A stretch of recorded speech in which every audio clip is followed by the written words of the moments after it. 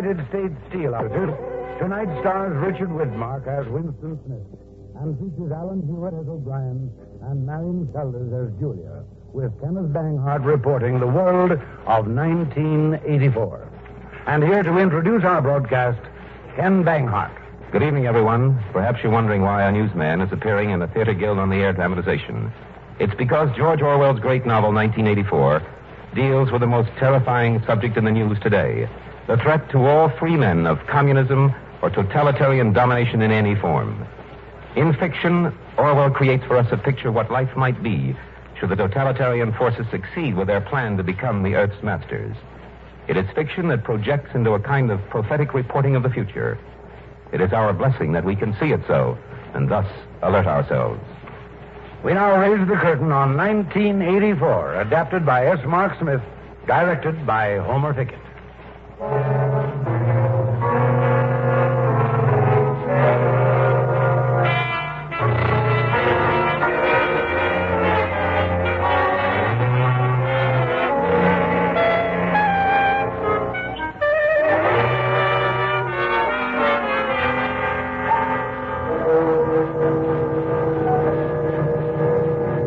It is a bright, cold April day in the year 1984. The clocks are striking 13.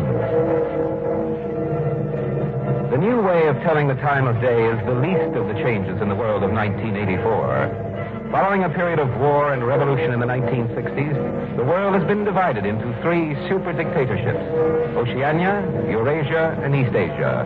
And all three have the same objectives: to conquer the rest of the world and to remake human existence according to their theories and formulas. Our story is laid in Oceania, whose dictator is called Big Brother.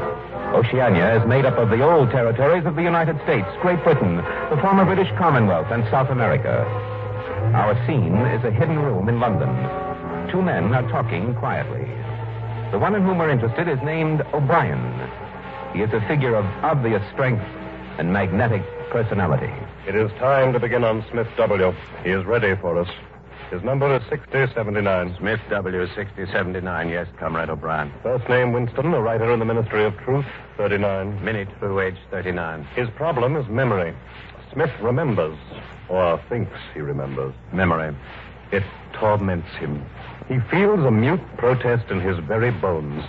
An instinctive feeling that the conditions he lives in are intolerable, and that at some time or other, life must have been different. Instinctive protest, thought crime.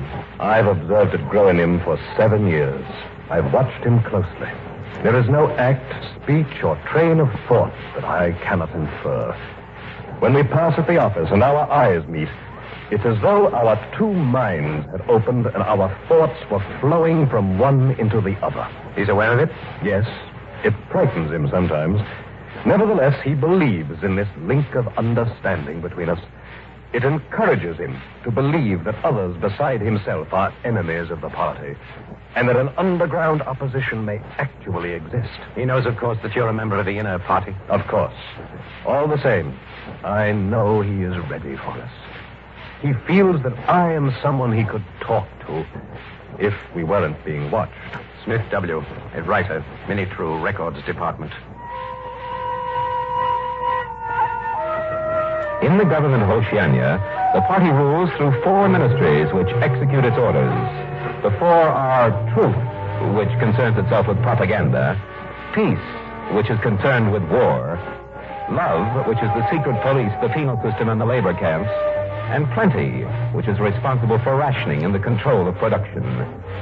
In newspeak, which is the official or purged form of the English language, the ministries are called Minitru, Minipax, Minilove, and Miniplenty. An important function of Minitru is to prove by documentary evidence that the party is never wrong.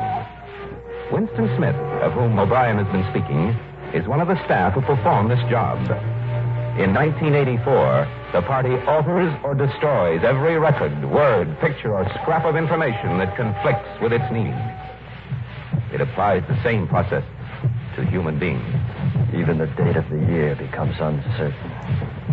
The past is dead. The future is unimaginable. In the end, the party will announce that 2 and 2 make 5. and it will have to be believed. You wander in the forest on the bottom of the sea, and always there are the eyes watching you, enveloping you. But if the party can thrust its hand into the past and say of this or that event, it never happened, that surely is more terrifying than mere torture or death. The truth is true. I must hold on to that. Stones are hard. Water is wet. Objects unsupported fall to earth by the force of gravity. Do you hear this, O'Brien? I address it to you. The solid world exists, and its laws do not change. By remaining sane, I carry on my human heritage.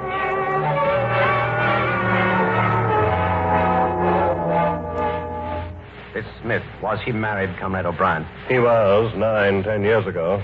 After 15 months, they applied for a separation. The usual reason, Comrade O'Brien? Yes, there were no children.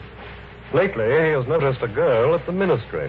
He doesn't know her name, and they don't work in the same section. Yet she keeps turning up around him for no reason. He feels that in some way she's dangerous to him. He even thinks she may be an agent of the Fort Police. But she's young, pretty, dark-haired.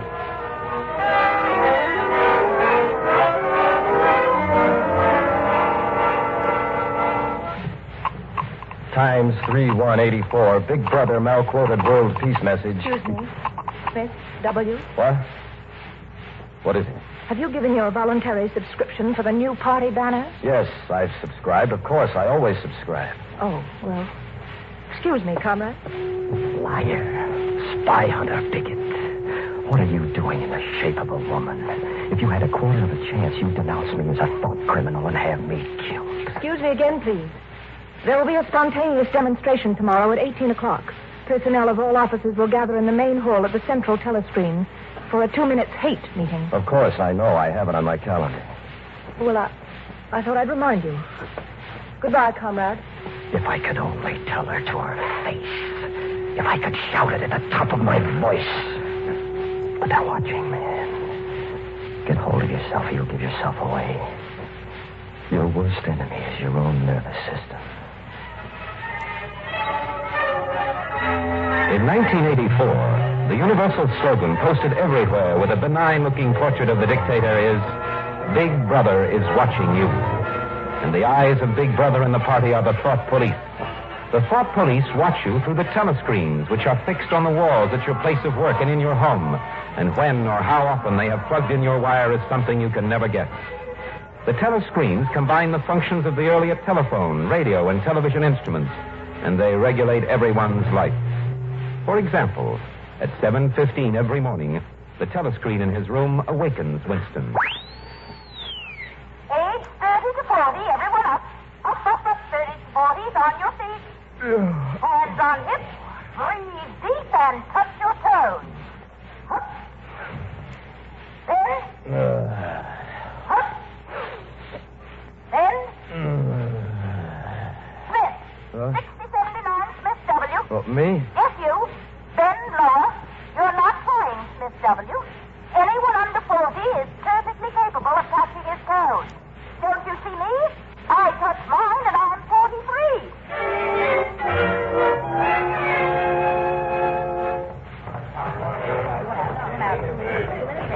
Now, Winston is joining the staff at Minutru for the 2-minute hate that afternoon. A colleague, Comrade Appleforth, is in charge. Comrades, attention! Attention! First, the telescreen shows them a flash of the war at sea against Eurasia. An enemy troopship is blown up. We've blown up the gangster degenerates! Machine gun and lifeboats. Don't let them get away. Attention! You have just seen the foreign enemy. But who is the enemy at home? Who is the traitor hiding among us, guiding his spies and saboteurs, poisoners and stranglers? What? The telescreen fades in the features of the alleged leader of a mysterious underground conspiracy against the party. Goldstein! Goldstein! Wait!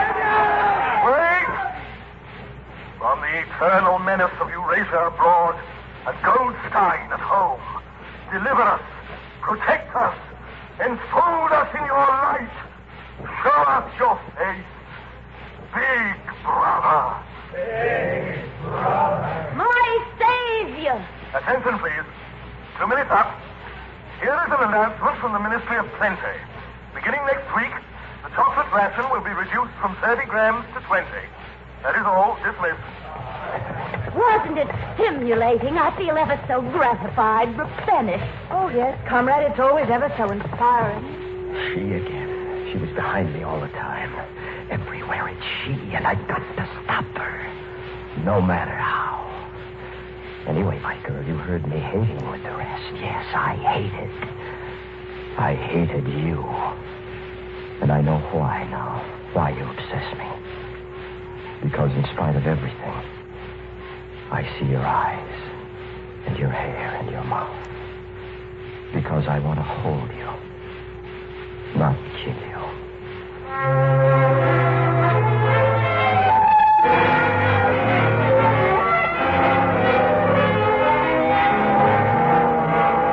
To escape from the interminable, restless monologue that runs through his mind, Winston has wandered off on an evening walk, losing himself down unknown streets in the labyrinth of London. These are the slums where the proles live. The word comes from proletarian. In 1984, proles are about 85% of the population.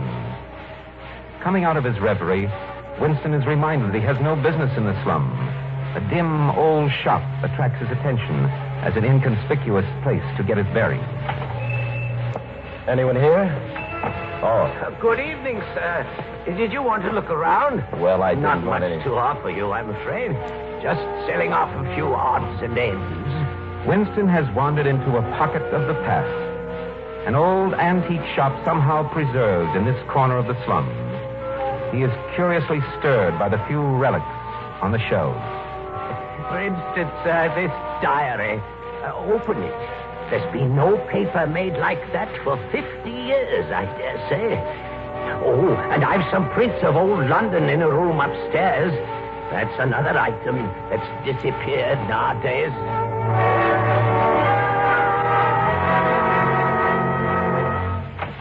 In here, sir. I'll light the lamp. It's still an oil lamp, you see. There we are. Why, there's no telescreen. Oh, I never saw the need of one of those things. Besides, a lot of old houses down here were never wired. We lived up in this room till my wife died. I've slept downstairs since. I remember a room like this. I was very small. I looked at the fire and I saw wonders. I once thought I might rent this room, but there were no takers. Now, if you happen to be interested, this print on the wall is an old church. Ever see it? Yes, I believe I have. It's a ruin now. That's right. It was bombed. I don't remember when. The frame is fixed to the wall, but I could unscrew it for you, I dare say. Oh, no, that's all right. I never knew it had been a church. Yes. St. Clement's Dane, its name was.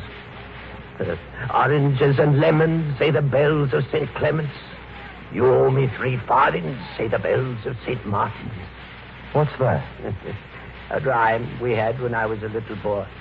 How it goes on, I don't remember. But it ended up, here comes a candle to light you to bed. Here comes a chopper to chop off your head. Oh. I'd let that print go for $4 if you wanted it. Once it would have fetched £8. And £8 was... well, I can't work it out, but it was a lot of money. Well, Mr. Charrington, sir. I am interested in that old notebook, Mr. Charrington. That diary.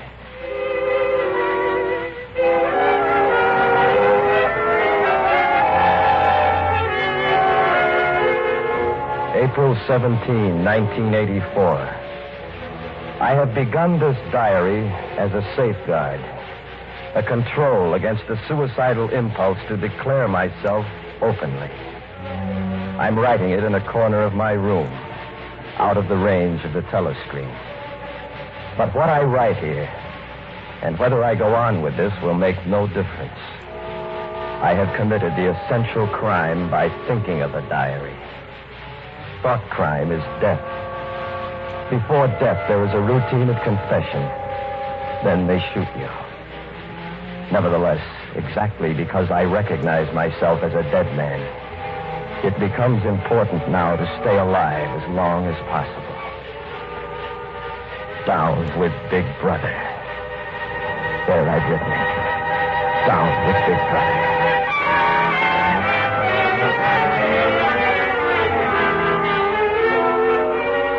April 20. Today at lunch in the cafeteria, Ampleforth talked about the future of newspeak. Ampleforth is passionately devoted to the destruction of words. Take thought crime, Winston. I promise you that we shall make thought crime literally impossible because there will be no words to express it. Breathtaking, what? Remarkable. If you have no words for the thought crime, how can you crime think?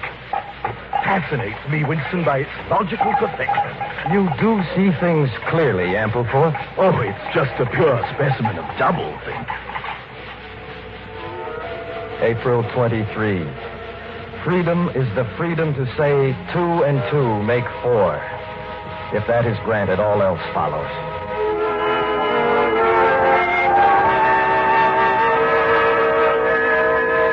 April 24. Last night in a dream, everything was light. The slanting rays of the evening sun fell on a brook in a field beyond a wood. I felt a great freedom. I asked, where am I? This is the golden country. The dark-haired girl at the office came across the field, and her arms opened wide to me in a gesture of infinite grace and splendor. I ran to meet her, when suddenly the light vanished. A wall of darkness arose, and I was in my old nightmare of the unendurable thing that waits for me behind that wall. In panic, I escaped down a pitch-dark corridor, and there I heard a voice, quiet and casual. I am with you. I know precisely what you are feeling. But don't worry. We shall meet again. We shall meet in the place where there is no darkness. I've never known why I have this belief in O'Brien, but it doesn't matter.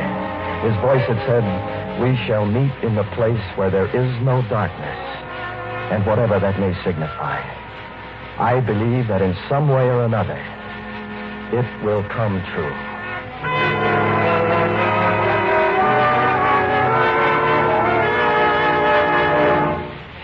Ampleforth. Yes, Winston? Will you watch my message tube on your screen? I'm going down the hall a moment to check a map. Right, I'll leave you plugged in. Thanks. That girl coming up the corridor. She again. Watch out. Hey, what's the matter? You hurt? I stumbled. Well, let me help you out. Thanks. You're quite pale and you're trembling. You sure you're all right? Oh, quite sure. Quick, take this note, keep your hand over it, and go away. Winston, back already? Oh, Ampleforth. Shall I plug you out now? Yes, thank you. Right.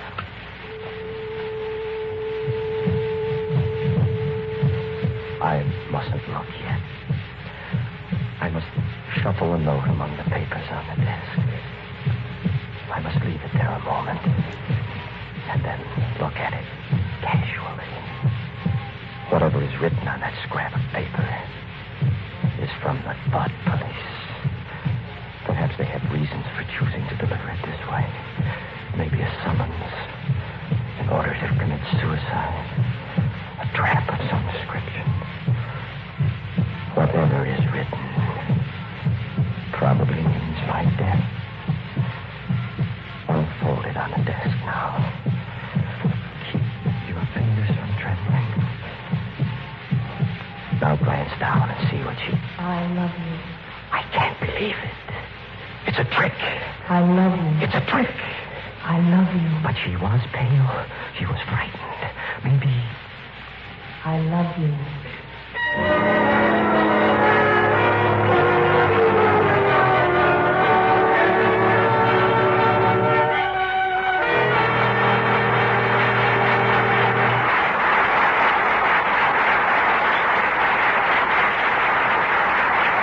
You are are listening to 1984 from the novel by George Orwell, produced by the Theater Guild on the Air, presented by the United States Steel Corporation. Presented by the United States Steel Corporation.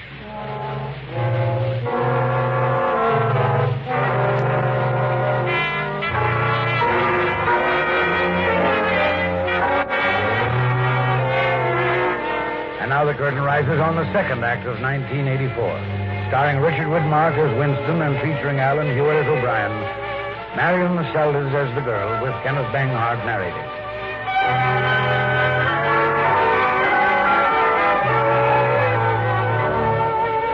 It is Sunday afternoon the following week. For days, Winston had been in a kind of fever that he might lose the girl if he didn't act quickly. But how could he arrange a meeting? Then one evening, at a rally where the mob was roaring and the telescreens blaring, she appeared at his side and whispered a few directions.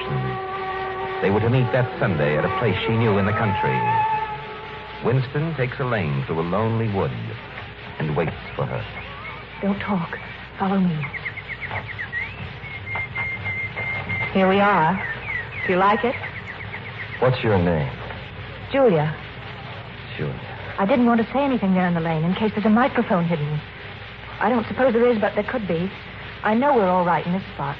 Would you believe that until this moment I never knew what color your eyes were? They're brown. And the lashes are thick and dark. How old are you? 26.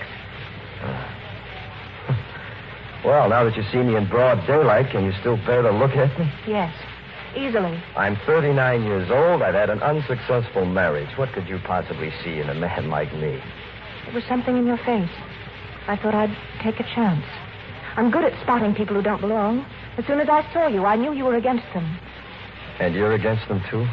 I hate them. You thought I was a good party member. Banners, processions, cold showers, always dressed in party overalls. Yes, Julia. Well, actually, I am that sort of girl to look at. Always yell with the crowd, that's what I say. It's the only way to be safe. And you want to be safe? Doesn't everyone? Listen to that fellow up there. He just sings away for nothing. To please himself. It's the golden country. Almost. The golden country? A dream, a landscape I've imagined. I just can't believe this. No, don't stand up. Don't go out into that field. You might be seen. Julia. Yes? You've made me feel very proud. It's a pride in myself I've never had before. Your mouth is beautiful. It's too wide. And your waist is soft, just as I thought. I've never held anything as sweet to me. Oh, my darling. Listen, Julia. I love you. Do you understand that? You can't have pure love when no emotion is pure and everything's mixed up nowadays with fear and hatred. But while we live, Julia, I love you.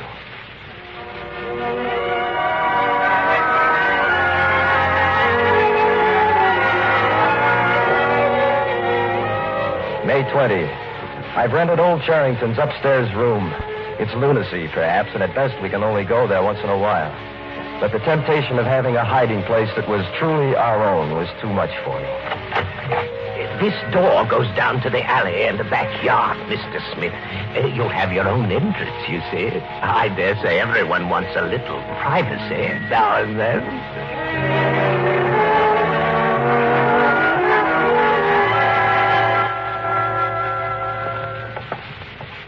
You can turn around now, Winston.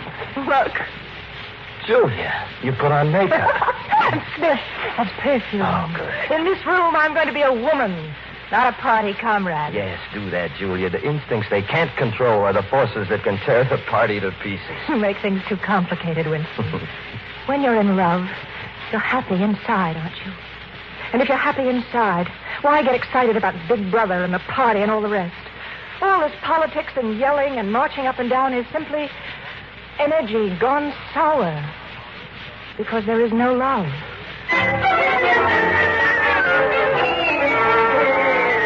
June 1.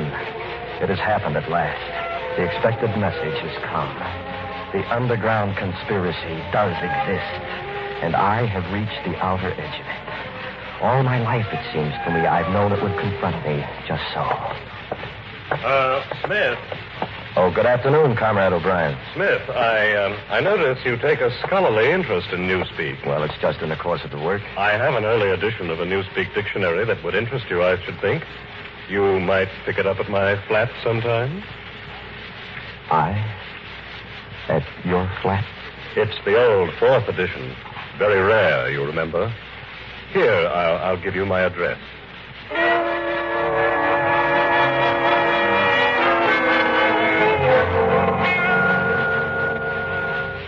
Don't you see, Julia? He was giving me a sign, a signal. But I don't understand. Why is an old dictionary... That edition is not supposed to exist, Julia. It was purged for Goldsteinism.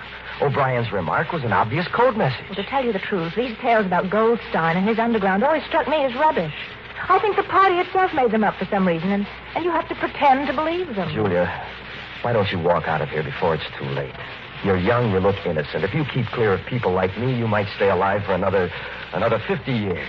Yes, dear, I know. But all the same, what you do, I'm going to do. Don't be too downhearted. I'm rather good at staying alive. You know, if they catch me, and if I confess, they'll shoot you. And if I refuse to confess, they'll shoot you just the same.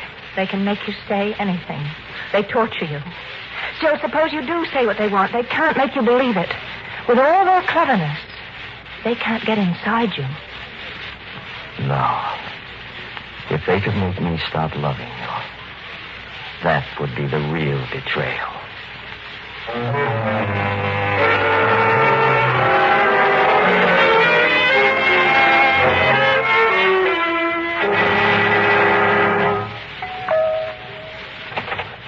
Yes? My name is Smith. I was invited here. This young lady's with me. Come in. Excuse me. God, that's Winston Drapes. They have everything. We've done it, Julia. In here, please. I'm a vast strategic maneuver. Martin, You are now here's witnessing something a to drink, Madonna please. front. Yes, sir. Directly in...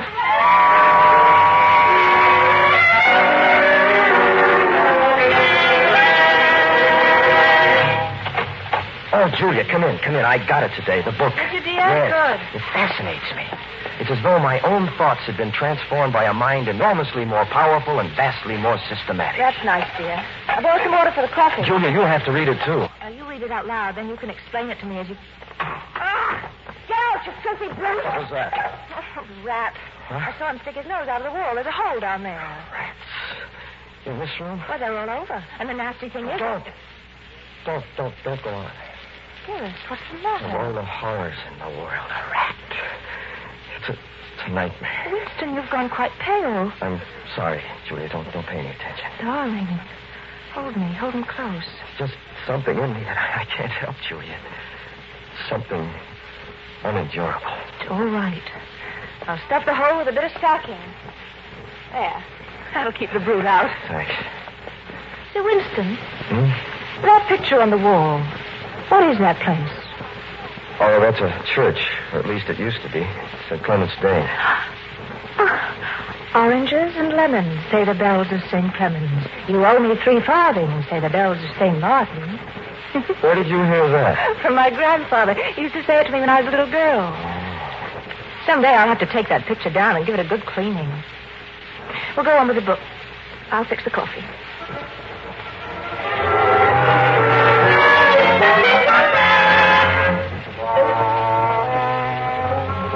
And now he comes to doublethink, Julia. Oh, this part is absolutely... Julia. Yes, my love. Just looking into the fireplace. Go on, dear. You read so well. Yes.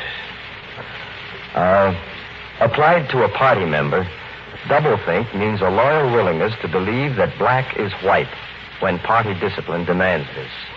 But it further means the ability to know that black is white and to forget that one has ever believed the contrary. Yes, that's exactly right, Julia. He makes me understand how. But what I don't understand is why. Yes, dear, of course. Go on.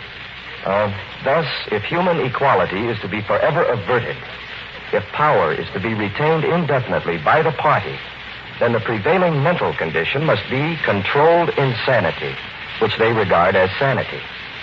Now, here we reach the central secret that first led the masters of the party to the seizure of power. This motive really consists of... Julia. You awake? Oh, shall I drop off? Poor darling. Well, never mind. We'll let it go at that for this evening. Oh, it's late. We should leave here soon. No, not yet. You do enjoy this place, don't you? You dozed. I read a book. We've been alone. And it's been safe. Oh, Winston. You are the dead. It was behind the picture.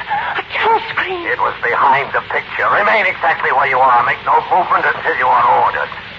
The house is surrounded. The house is surrounded.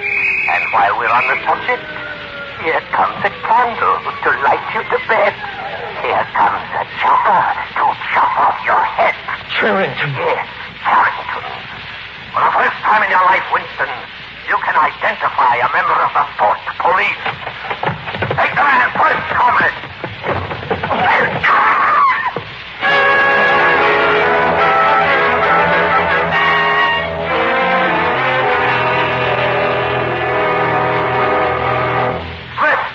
Smith, W69. Take your hands down from your face. No faces covered in the cell. If only the pain would stop. That's all you can wish, if pain that it would stop. When did they arrest me? How many days have they beaten me? But if I could save Julia by doubling my own pain, would I do it? They never turned the lights out. No darkness. In here. Oh, Brian. They've got you, too. They got me a long time ago. But don't worry, Winston. You're in my keeping. For 7 years, I watched over you. I read your inner thoughts. I studied the sickness in your mind, your insanity. Now, I shall save you. I shall make you perfect. I shall make you sane.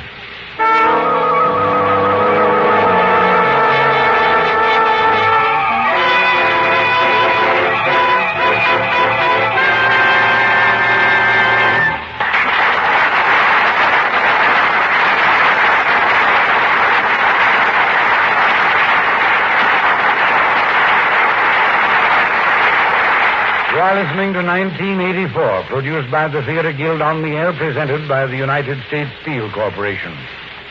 You are listening to the Theater Guild on the Air, presented by the United States Steel Corporation. We pause now for station identification. You're in tune to Orlando, WORZ, AM and FM.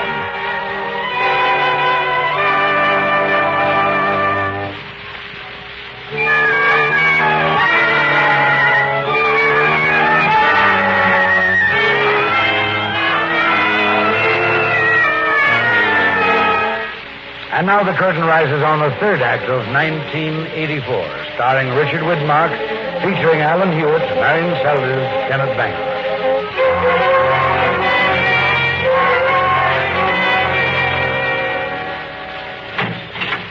In here, Ampleforth. We'll wait in here. Ampleforth. Ah, Smith, you too. What are you in for? It was an indiscretion, undoubtedly. But I couldn't help it, Winston. We're producing a definitive edition of the poems of Kipling, and I allowed the word God to remain at the end of a line. The rhyme was Rob. Ampleforth. Yes? You would come with me. Room 101. Room 101? Come along quietly. No, not room 101, I beg you. Guard, get this man out. No, not me. Take Smith. He's the one that's against the party.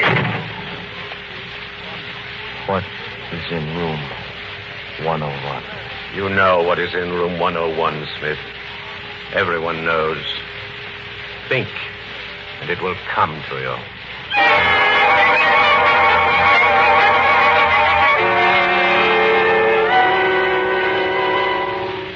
Winston. Wake up, Winston. Huh? Oh, Brian. Don't try to move. You are strapped down. We've taken you from your cell. Is this your room 101? No. You will be told if you go to room 101. Everyone is told. Now look above you, Winston. You see the dial? Yes. The numbers run up to 100. My hand controls the lever. If I move it, a wave of pain will flood your body. For example, this is 40. You will remember then that throughout our conversation, I have it in my power to inflict pain on you at any moment and to whatever degree I choose. Do you understand that? I enjoy talking to you, Winston. Your mind resembles my own, except that you happen to be mentally deranged. No. It is impossible to see reality, Winston, except by looking through the eyes of the party. That is the fact you must relearn. It is impossible to think except with the party. How can you control the mind? Thought is involuntary. Do you remember writing in your diary, freedom is the freedom to say that 2 and 2 make 4? Yes. I have one hand on the lever of the dial. Here is my other hand. How many fingers am I holding up? 4. And if the party says it is not 4, but 5, how many? 4. The dial is at 55. How many fingers, Winston? At 60. How many fingers, Winston? What can I say? Stop. No, that's no use. You're lying. You still think there are 5. Anything you like. I'm dying to shoot 5. I'd shoot 5 if I could. Oh, stop the pain. Stop the pain. That's better. You see now that it is, at any rate, possible. Here, this syringe in your arm will ease things. No doubt, as you lie there, you're wondering why we go to the trouble of interrogating you, since you believe we intend to destroy you. Yes. Why bother to torture me? Because it is intolerable to us that an erroneous thought should exist anywhere in the world. Sorrow for what they have done and love for Big Brother. It is touching to see how they love Big Brother.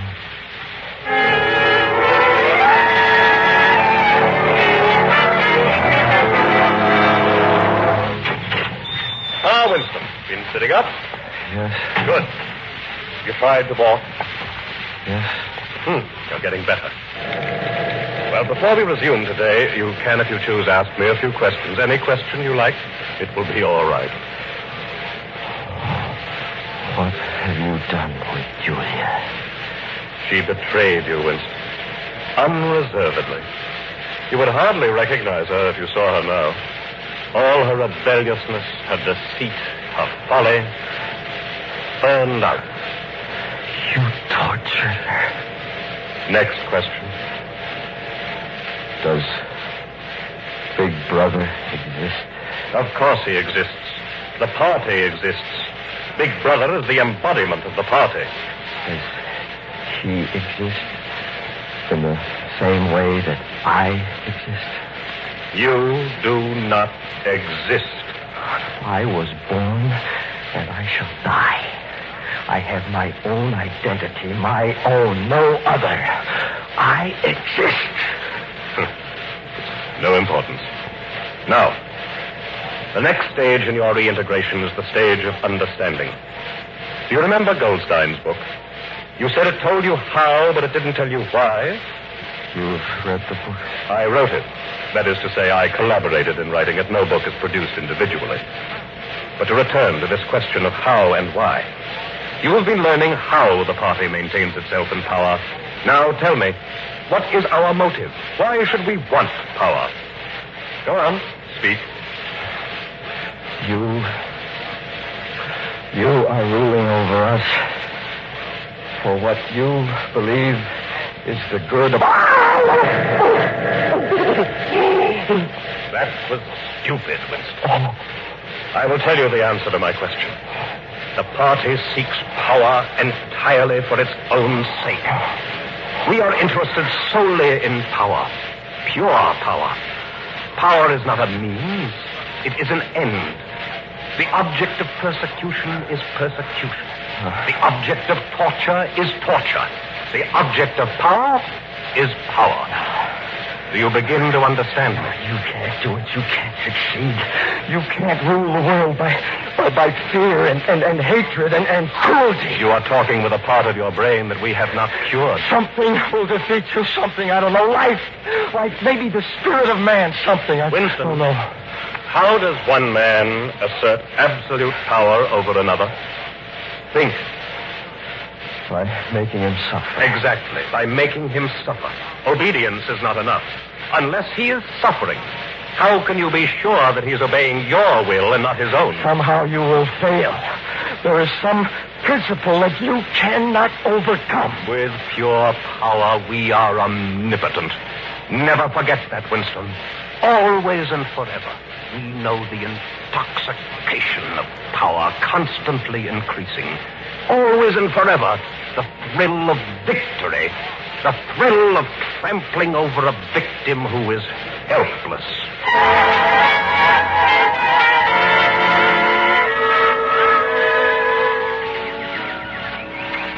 Winston, look.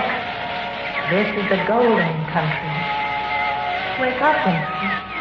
Julia, it's you. Of course. Wake up. Take my hand. I'm real. I'm alive. Don't you like it, Winston? Oh, my love. My beloved. You must help me, Julia. You must tell me something. What can you do against the lunatic who is more intelligent than yourself?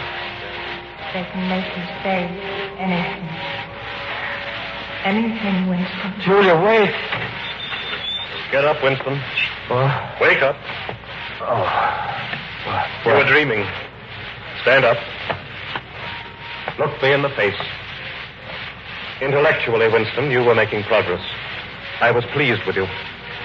But I find you have had feelings that you thought to hide from me. That was foolish. What do you want? Tell me, Winston, what are your true feelings toward Big Brother? Remember, I am always able to detect a lie. I hate him. Then the time has come for you to take the final step. You must love Big Brother. We're going to room 101.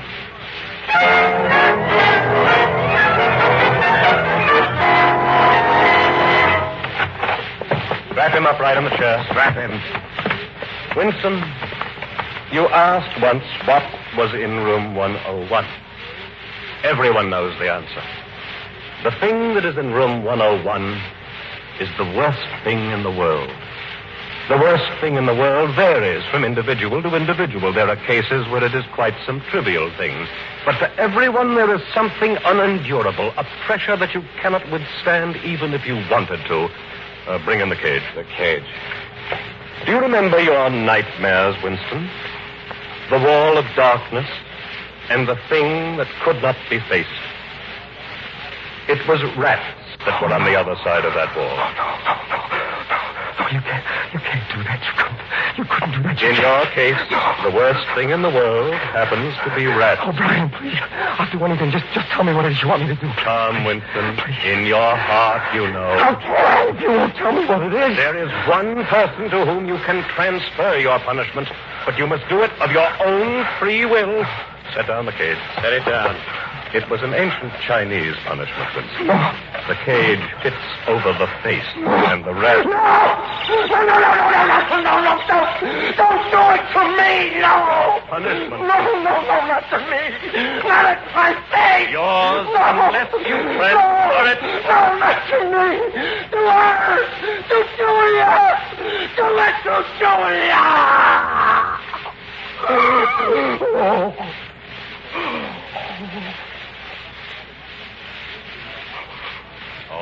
right. You have purged your heart. Now, your heart is pure.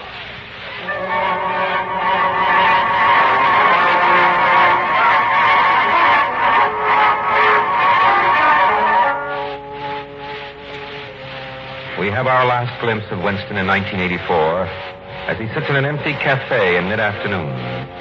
Since his release from prison, Winston has a job of sorts at the ministry, but no one pays much attention to him.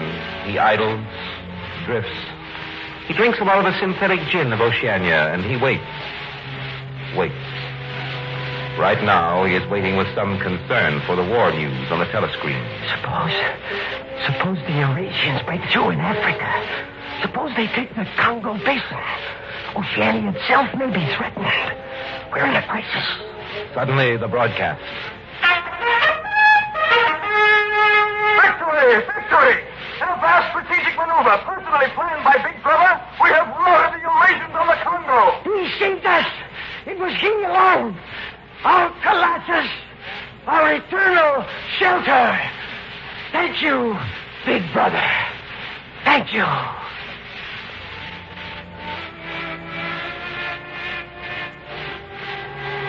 Winston has won the final victory over himself. He loves Big Brother.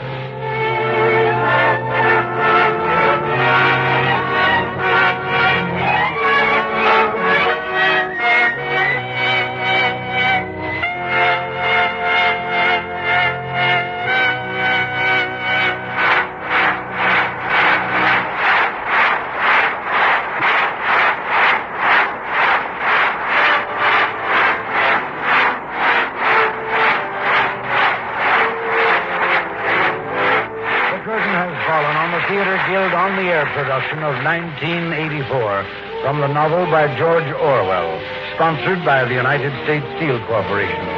We express our thanks to our star, Richard Widmark, as Winston, and to Alan Hewitt, featured as O'Brien, and to Marion Seldes as Julia, and to Kenneth Banghart, who was our narrator. Our thanks also to the other members of our cast, as Charrington, Stutz Cotsworth, as Ampleford, Ronald Long, as the woman comrade, Florence Robinson, as the telescreen voice, Robert Reddick. Next week on the United States Steel Hour, Quiet Wedding, a comedy starring Diana Lynn, John Dahl, and Jesse Royce Landis. And remember that the trademark of United States Steel, USS, on any steel product is your guide to quality steel. The Theater Guild on the Air is under the supervision of Lawrence Langner and Teresa Helburn, with our Minor Marshall executive producer. S. Mark Smith as editor. Music was composed and conducted by Harold Levy. Mr. Richard Widmark may soon be seen in the 20th Century Fox production, Pick Up on South Street, co-starring Gene Peters. Your announcer is Norman Brokenshire. The United States Steel Corporation hopes that you'll be with us next Sunday at the same time.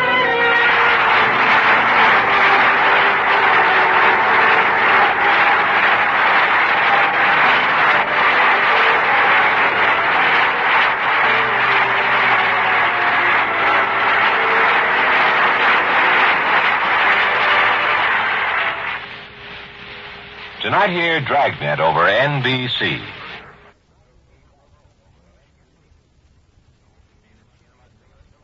The OTRR Group is a community of enthusiastic fans, avid listeners, and strong supporters of old-time radio. The group's goals include restoring, preserving, and sharing the classic shows from what is commonly known as the Golden Age of Radio, 1930 to 1960. The OTRR Group, comprised of a diverse worldwide group of volunteers, has undertaken many ongoing projects and continues to work hard to preserve our wonderful radio heritage. Visit www.otrr.org for more information. Looking to conquer the world of WordPress? Whether you're just starting or a seasoned pro, we've got you covered. At G3PL.com, we're your ultimate destination for WordPress support and training. Our personalized training will take your skills to the next level. Learn to build stunning websites, optimize performance, and enhance security.